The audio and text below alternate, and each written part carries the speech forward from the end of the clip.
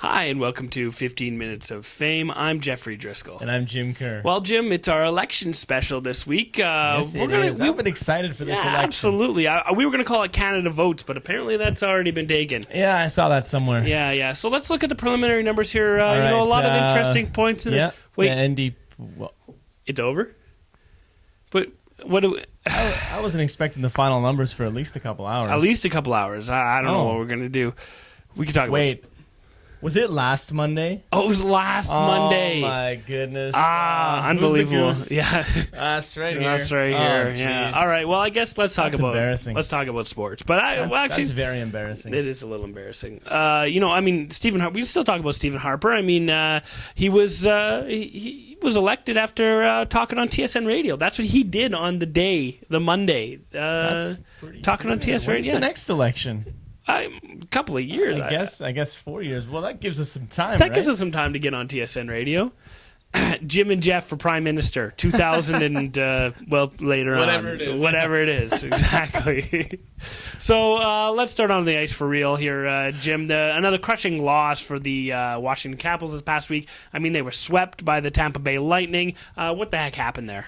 I just don't know. Tampa Bay's playing with a belief right now in themselves and their team that I think was unmatched by Washington. And maybe when Washington got down a little bit, they started to lose belief in themselves. That's kind of what it seems like to me, though. And of course, Tampa Bay's playing unreal, they're riding a hot goalie. Yeah, absolutely. There's all kind of speculation right now about the coaching situation there. Do they get rid of Bruce Boudreau? Do they not get rid of Bruce Boudreau? What are you thinking there? I don't think it's the coach. Yeah. It's easy to blame the coach, and a lot of times that's what happens, and the coach loses his job. But we're talking about a very good regular season team here. In the playoffs, for whatever reason, they just, not everyone can win. Put it that way. Yeah. Last year's Washington Capitals probably would have beat Tampa Bay, but this year, different club. They couldn't match what Tampa Bay was throwing at them depth-wise. Yeah. I don't know that firing Bruce Boudreau changes anything, though. I mean, if it's for anything, the GM has come out, George McPhee, has said, no, Bruce Boudreau is safe for right now. But, I mean, we don't know if that actually means anything. Yeah, really it means nothing until he starts next season behind the bench. Yeah, no, that's exactly right. Despite the results, I mean, the Caps are a very good team. So, as George McPhee, say you were George McPhee, what do you do going into next year? I think maybe there's just a couple of key pieces. Maybe you get. I like to bring in Jason Arnott. Maybe you bring in one or two more Arnott type veterans. Yeah. Just off the top of your head, can you think of any? I mean, Ryan Smith is an unrestricted free agent. Somebody like that, would be a I would good like to addition see to that go to that club. Something like what they did in Pittsburgh when they brought in a couple of veterans, and that helped them win the cup. I think someone like Ryan Smith could definitely. Because I think that's all they need. They've got good goaltending. Yeah, and the more experience those goalies get, the better. No, absolutely. There's no question they've got a good forward core, a fairly good defense. But also, they've really switched their system in the past year to rely more on a defensive game. Yeah, maybe that's more than a 1-year project. Yeah, no, that's exactly that could be it as well. Yeah, you're right.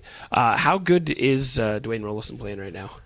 Unbelievable. Yeah, absolutely unbelievable. The guy is a playoff goaltender, as Mac T on TSN likes to tell you over and over and over and over again. So, yeah, I really like that. The other team that was swept in the second round was the Philadelphia Flyers, Jim. Yes, sir. We all know what their problem was. What do they do in the future here? Obviously, for the people that don't know, obviously the problem is goaltending. Absolutely goaltending. And if you take the free agent route, there are a couple of guys coming up this summer. You got Brizgalov, who's going to be a UFA. I've always been a big Ilya Brizgalov fan. Good regular season goalie. Had a less than good postseason this year. So maybe that's not the route that Philly wants to go. There's also Thomas Vokoun. He had a good season in Florida. Yeah, I feel that Thomas Vokoun is quietly putting together one of the best records and he's one of the best goaltenders in the NHL. We don't hear much about him playing for Florida. That's right. But Brizgalov and Vokoun could be two targets for the Flyers this summer. They need to do something, though, because Bobrovsky, Boucher, and Leighton just didn't hack it. No, they weren't doing it. They weren't doing it at all. They really need to pick it up. Still with hockey, though, new development in the Phoenix Coyotes saga, Jim. Yeah, this thing just gets more and more interesting by the day. So the city of Glendale wants another year from the NHL where they own the team and Glendale covers the losses while they look for an owner. Yeah. I don't know that that's in the best interest of the NHL. No.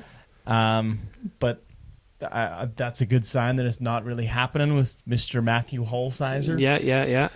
But I don't know. The NHL's all for it. Yeah. Which sort of surprises me. But it just seems like a strange turn for this thing to take. Yeah, absolutely agreed. There was an interesting quote that came from a city councilor in Phoenix, wasn't there?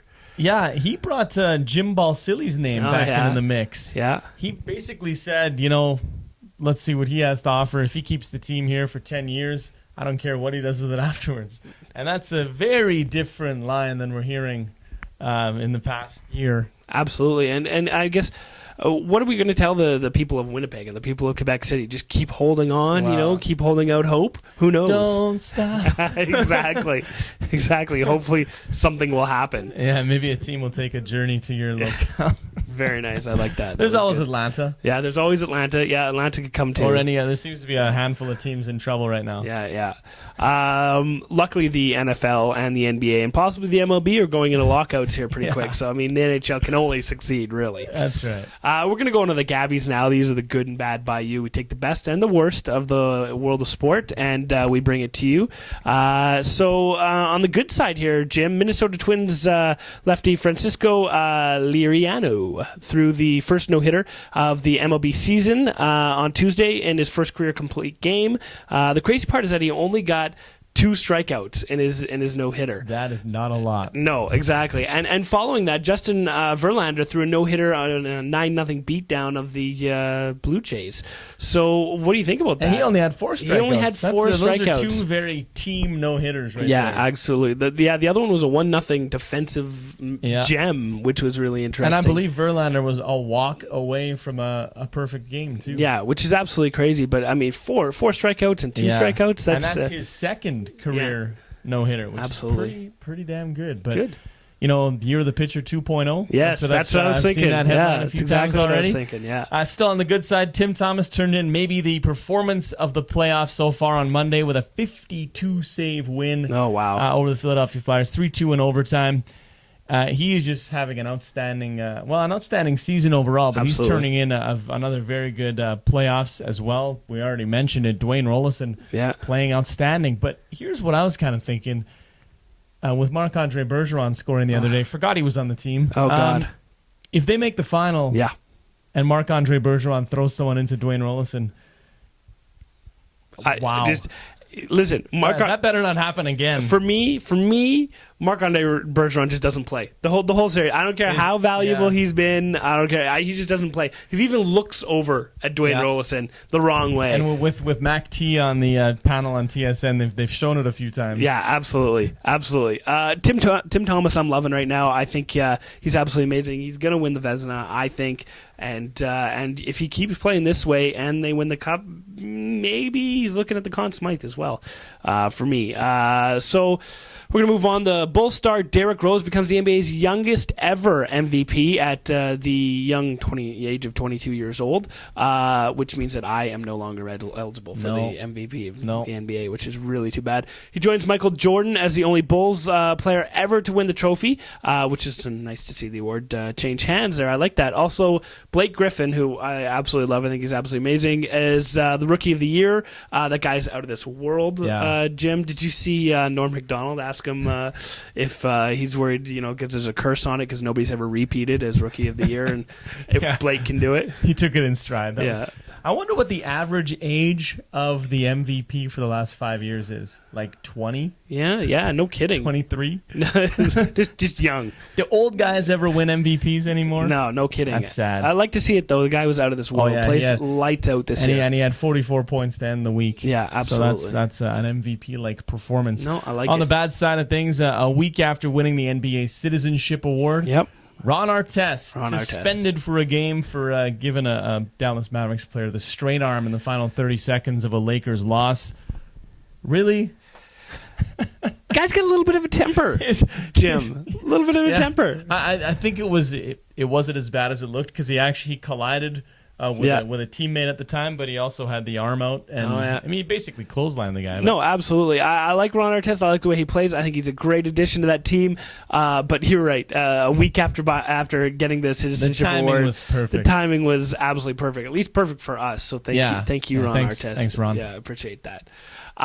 We've got to give a bad to the Boston defenseman Adam McQuaid, who put himself out of the lineup when he missed his check, completely missed a check, and flew face first into the boards last week. He ended up with a sprained neck, and I feel that probably he had some sort of torn ego. Yeah, that was bad. I've never seen anyone go more awkwardly into. I know. Missing your check's bad enough. Yeah. But on national TV in the playoffs, his body was spinning in different ways and just right. Chin boards. Have you ever missed a check like that? Never. I never miss a check. No, especially no, of course never. Not. Right. We're going to wrap up the bad side here, Geoff, with a bit of soccer. Yes. Barcelona, Real Madrid, second leg of their Champions League semifinal. Another shocking display from the referees. Now, I didn't really care either way who won that game, but Madrid needed a couple of away goals to tie it up on aggregate. They went ahead in the second half early on, but a Barcelona defender took a dive. Yeah.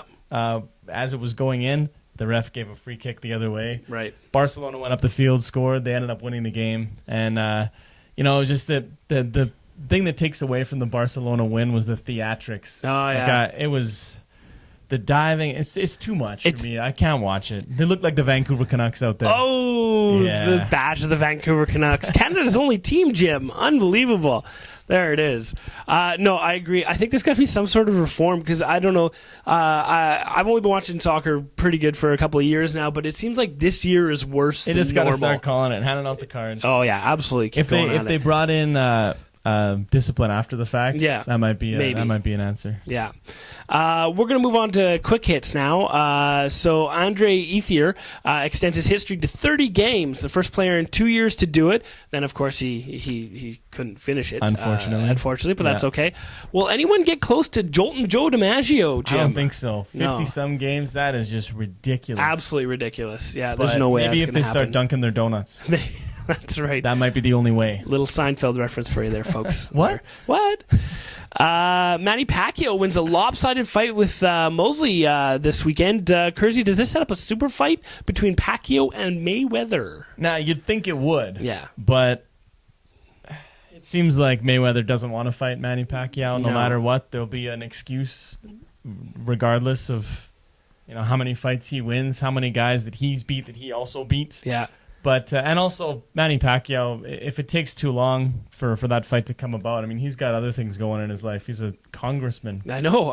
He's absolutely the fighting congressman. Exactly, and he's on his game right now. So I mean, if Mayweather's not going to fight him, he's got to go elsewhere. He can get 2 or 3 fights in and make the same amount of money. It's going to be one of the biggest disappointments in sports, though, when the time has passed and there's no chance for it to ever happen again, because the world was buzzing about that fight for a good year. Absolutely. And it was just excuse after excuse. Absolutely brutal. What do you think about Donald Brashear, the ex-NHL enforcer? How do you think how will he do in his mixed martial arts debut? Yeah, I don't know. I'm kind of intrigued. Yeah. And I'm sure that's what the promoters were hoping for. But, he's 39. He's getting up there, but he's big. He's a big boy. And he's been fighting his whole life. That's right. The guy knows how to fight. If he's been training as a mixed martial artist, he might be able to make some noise. Yeah, absolutely. But that'll be kind of, I don't know if it'll be on TV or anything, but that'll be kind of fun to see because, man, he could do some damage. Yeah, absolutely. As we've seen on the ice. Is the NBA setting up for a lockout, Jim? That's what it sounds like. Yeah, no kidding. I'm hearing decertification and all the same kind of things that I heard about the NFL. From the NFL, yeah. And again, it's a case of we want you to make less money and we want more of a cut. No, we're not going to take less money and you can't have a bigger cut. So it's going to be just that over and over again, just like it was in the NFL. I don't foresee this NBA players taking a cut like the NHL did. No, I don't see that. 24% rollback? No, thank you. No, that won't happen in the NFL or the NBA. No, absolutely Strongly not. doubt it. Well, that's our 15 Minutes of Fame up for this week. Join us again next week when we get a whole new 15 Minutes of Fame from the home offices here in Edmonton, Alberta. I'm Geoffrey Driscoll. And I'm Jim Kerr. Have a good week, folks.